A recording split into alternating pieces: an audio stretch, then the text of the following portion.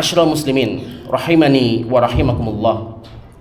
Mengawali Jumat ini, kita bersyukur kepada Allah Subhanahu wa taala karena kita masih diperkenankan untuk beriman dan membuktikan keberimanan kita kepada Allah Subhanahu wa taala dengan mampu melaksanakan sholat Jumat berjamaah.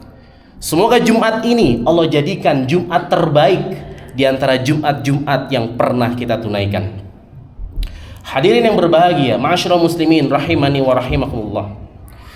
Terdapat satu hadis yang didokumentasikan oleh Imam Muslim bin Hajjaj rahimahullahu taala dalam kitabnya Sahih Muslim nomor hadis ke-2664, dan tersambung sanadnya, silsilah periwayatannya kepada sahabat mulia Abu Hurairah Abdurrahman bin Sakhr radhiyallahu anhu, bahwa Nabi SAW pernah memberikan nasihat di kalangan sahabatnya. Di antara kita seringkali meminta nasihat kepada para ulama, meminta nasihat kepada tokoh masyarakat. Pada kali ini kita akan mendengar langsung nasihat dari manusia terbaik di muka bumi ini, nasihat dari baginda Rasulullah Muhammad sallallahu alaihi wasallam melalui hadis yang mulia ini. Dari sekian nasihat yang beliau sallallahu alaihi wasallam sampaikan, di antaranya qala Rasulullah sallallahu alaihi wasallam, al-mu'minul qawiyyu khairun wa ahabbu ilallah minal mu'minil dha'ifi wa fi kulli khairun. Al-mu'minul qawiyyu, insan yang beriman dan kuat itu, khairun wa ahabbu ilallah, dipandang lebih baik dan lebih dicintai oleh Allah Subhanahu wa taala, minal mu'minil dha'ifi, daripada insan yang mengaku beriman tapi lemah, wa fi kulli khairun, dan setiap kekuatannya itu diproyeksikan, dipergunakan dalam setiap aspek kebaikan. Rawahul Muslim, hadis diriwayatkan Imam Muslim. Hadirin yang berbahagia, hadis ini memberikan kesan positif yang ditekankan pada 3 aspek. Kesan positif ini dikhususkan oleh Nabi Shallallahu Alaihi Wasallam pada sifat orang yang beriman. Seakan Nabi Shallallahu Alaihi Wasallam ingin menunjukkan, kalau Anda mengaku beriman, pasti terpenuhi 3 aspek ini dalam diri Anda. Kalau Anda datang di Jumat ini menyatakan saya beriman, maka buktikan keberimanannya itu dengan setidaknya memenuhi sifat-sifat yang termaktub di dalam 3 aspek ini. Satu aspek yang pertama, menurut para ulama, yang dikatakan insan beriman yang kuat itu, yang paling pokok, paling mendasar, paling primer, paling penting adalah kekuatan spiritualnya, kekuatan imannya. Kuat fisik bagus, kuat intelektual istimewa, tapi yang paling mendasar, paling pokok adalah kekuatan spiritual, kekuatan iman. Yang dari iman ini melahirkan buah yang disebut dengan takwa. Takwa merupakan akumulasi dari seluruh sifat kebaikan yang melekat pada diri dan jiwa manusia. Jujur itu sifat, sabar sifat, rendah hati sifat, penyayang juga sifat. Ketika semua sifat-sifat ini terakumulasi dalam diri manusia, dalam bahasa Al-Quran dan dalam standar bahasa Arab, disebut takwa namanya. Sumber takwa ada pada iman. Maka tidak heran di awal surat Al-Baqarah Allah Subhanahu wa taala menyandingkan takwa dengan iman. Allah Subhanahu wa taala berfirman, "A'udzubillahi minasyaitonirrajim. Bismillahirrahmanirrahim. Alif lam mim. Dzalikal kitabu la raiba fihi hudal lil muttaqin." Inilah kitab Al-Qur'an, tidak ada keraguan padanya, petunjuk bagi orang-orang yang bertakwa. Siapa orang takwa yang dimaksud dalam ayat ini? Allah jelaskan pada ayat selanjutnya, alladzina yu'minuna bil ghaibi wa yuqimunas salata wa mimma razaqnahum yunfiqun, yaitu orang-orang yang beriman. Orang-orang yang beriman kepada Allah Subhanahu wa taala meskipun Allah belum nampak dalam pandangannya. Takwa disandingkan dengan iman.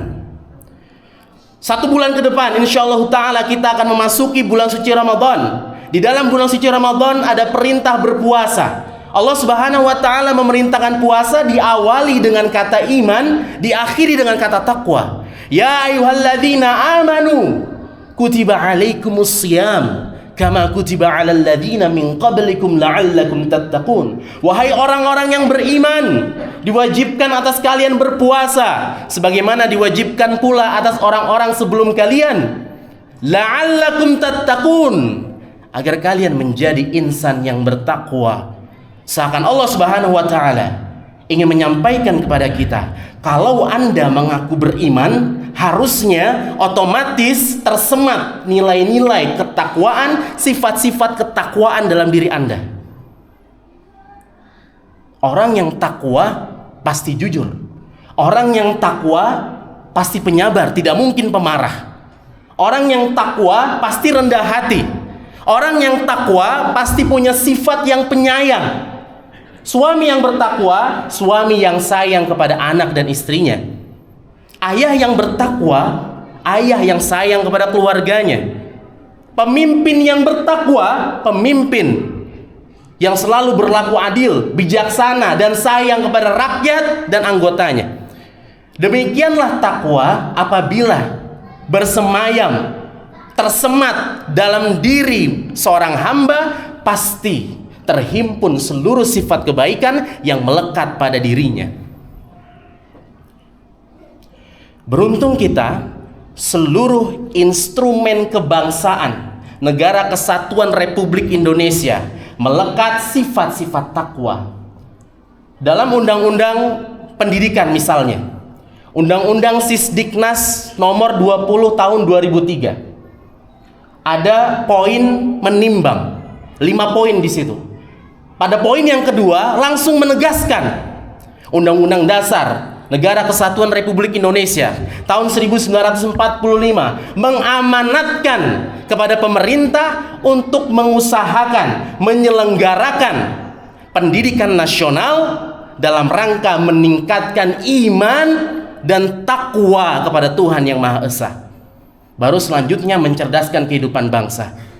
Ini artinya jamaah sidang Jumat yang dirahmati Allah Subhanahu wa taala, orang tua kita terdahulu, leluhur-leluhur kita, pahlawan-pahlawan kita, the founding father bangsa ini, mereka menginginkan sebelum pintar, sebelum cerdas, sebelum berwawasan, itu takwa terlebih dahulu. Karena orang yang pintar, orang yang cerdas, tapi tidak bertakwa, itu akan melahirkan malapetaka.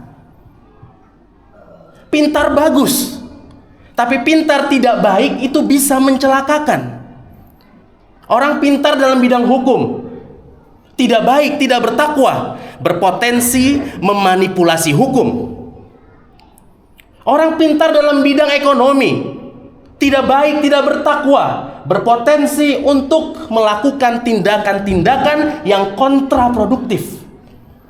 Maka bersyukur orang tua kita terdahulu menginginkan anak cucunya untuk mengembangkan ketakwaan terlebih dahulu sebelum nafas-nafas intelektual berhembus dengan deras. Ini di dalam bidang pendidikan, undang-undang pendidikan. Kita bawa, kita tarik ke dalam misalnya Sabta Marga TNI. Ada 7 poin di situ. 1, kami warga Indonesia yang bersendikan Pancasila, membela kebenaran, keadilan, dan kejujuran. 2, jadi patriot, Ketiga, kesatria yang takwa kepada Tuhan yang Maha Esa. Tersemat nilai-nilai takwa di dalamnya. Kita tarik ke dalam Tribrata Polri.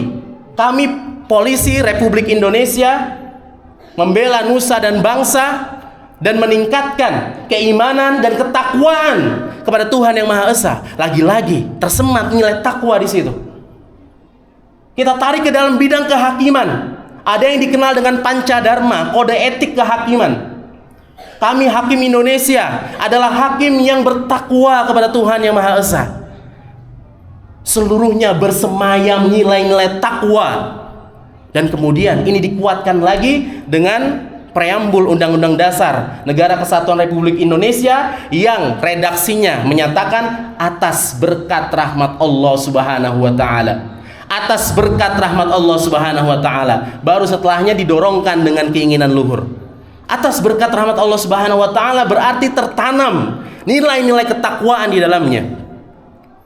Ini artinya jamaah sidang Jumat yang dirahmati Allah Subhanahu wa taala. Ketika Rasulullah sallallahu alaihi wasallam menyatakan al-mu'minul qawiyyu, insan beriman yang kuat itu, silakan Anda sebagai apa? Sebagai pedagang, RT, RW, DKM masjid, ASN, guru, dokter, buruh, pegawai swasta, siapapun Anda, lakukan yang terbaik yang bisa Anda dedikasikan untuk bangsa ini, untuk agama ini. Namun di saat yang sama, di saat bersamaan, semua karya, semua kreasi yang kita tuangkan, yang kita kerjakan, itu harus berdasarkan nilai-nilai ketakwaan. Itulah baru disebut kita sebagai mukmin yang kuat, mukmin yang hebat, mukmin yang dahsyat dan bermanfaat serta dicintai oleh Allah Subhanahu wa taala. Kuat spiritual, kuat iman dan takwa kepada Allah Subhanahu wa taala. Ini aspek yang pertama. Aspek yang kedua, tidak cukup soleh, tidak cukup takwa. Karena orang yang soleh, orang yang takwa, tapi tidak berpengetahuan, tidak pintar, ini bermasalah. Oleh karena itu tafsir para ulama, al-mu'minul qawiyyu yang kedua adalah kuat intelektual dan pengetahuan. Orang yang takwa, orang yang soleh, tapi tidak pintar, ini bermasalah. Bisa-bisa dia berfatwa yang menyesatkan, yang benar bisa jadi salah, yang salah bisa jadi benar. Oleh karena itulah Al-Quran hadir untuk mensupport kemampuan intelektual manusia. Allah berfirman dalam ayat pertama yang turun kepada Nabi Muhammad SAW, Iqra, bacalah. Maksudnya apa? Baca secara tekstual dan baca secara kontekstual. Afala yanzuruna ilal ibli kaifa khuliqat. Riset, penelitian, bahkan masalah hewan pun Allah Subhanahu wa taala menyuruh riset untuk penelitian. Inna fi khalqis samawati wal ardi wa ikhtilafil laili wan nahari la ayati liulil albab. Pada perjalanan penciptaan langit dan bumi, perjalanan pergantian siang dan malam, itu terdapat tanda-tanda kekuasaan bagi Allah Subhanahu wa taala. Dan itu hanya bisa dipelajari, dikaji oleh orang-orang yang berakal, orang-orang yang mau mikir. Sehingga kuat intelektual ini perintah dari Allah Subhanahu wa taala. Maka tidak heran dalam Islam, thalabul ilmi fardhatun ala kulli muslim. Menuntut ilmu itu wajib atas setiap muslim. Bahkan menuntut ilmu, belajar, salah satu jalan menuju surga. Man salaka tariqan yaltamisu fihi ilman, sahalallahu lahu bihi tariqan ilal jannah. Yang berjalan menuntut ilmu, menguatkan intelektualnya, Allah mudahkan jalan yang menuju surga. Tentu yang utama adalah ilmu syar'i, ilmu agama.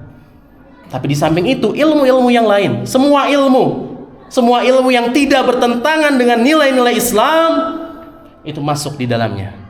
Oleh karena itu, mari seluruh kaum muslimin kita kuatkan intelektualitas kita. Dan yang ketiga, aspek yang terakhir adalah kita soleh, takwa, kemudian kuat secara intelektualitas, itu bagus, itu luar biasa. Tapi kalau kuat semua itu, namun tidak kuat secara fisikal, tidak kuat secara jasmani, maka tidak bisa banyak yang bisa kita dedikasikan. Oleh karena itulah banyak riwayat yang menyatakan Rasulullah SAW lomba lari dengan istrinya. Rasulullah SAW berkuda, memanah, berenang. Semuanya dilakukan untuk mensupport kekuatan intelektual dan kekuatan spiritual. Segala olahraga, segala kekuatan fisik itu gunanya adalah untuk mensupport, mendekatkan diri ibadah kepada Allah Subhanahu wa taala. Bagaimana pertanggungjawabannya di hadapan Allah Subhanahu wa taala jika kita kuat lari ratusan kilometer, kuat mendaki gunung ribuan mdpl, tapi kemudian begitu dipanggil hayya 'alas shalah, hayya 'alal falah, tidak kuat kita untuk datang ke masjid. Bagaimana pertanggungjawabannya di hadapan Allah Subhanahu wa taala? Maka kuat secara fisikal harus diniatkan untuk supaya bisa menegakkan ibadah kepada Allah Subhanahu wa taala. Oleh karena itu hadir di Indonesia Kementerian Pemuda dan Olahraga, ada disporanya pada tingkat provinsi dan tingkat kabupaten. Itu bukan hanya untuk memfasilitasi anak bangsa supaya kuat. Lebih dari itu, kuatnya ditujukan untuk mendekatkan diri kepada Allah Subhanahu wa taala. Mudah-mudahan melalui hadis yang mulia ini kita selalu berupaya untuk menjadi insan yang paripurna, yang kuat secara spiritual, kuat secara intelektual, dan kuat secara fisikal jasmani. Barakallahu li wa lakum fil Qur'anil Karim wa nafa'ani wa iyyakum bima fihi minal ayati wadh-dhikril hakim wa taqabbal minni wa minkum tilawatahu innahu huwal ghafurur rahim.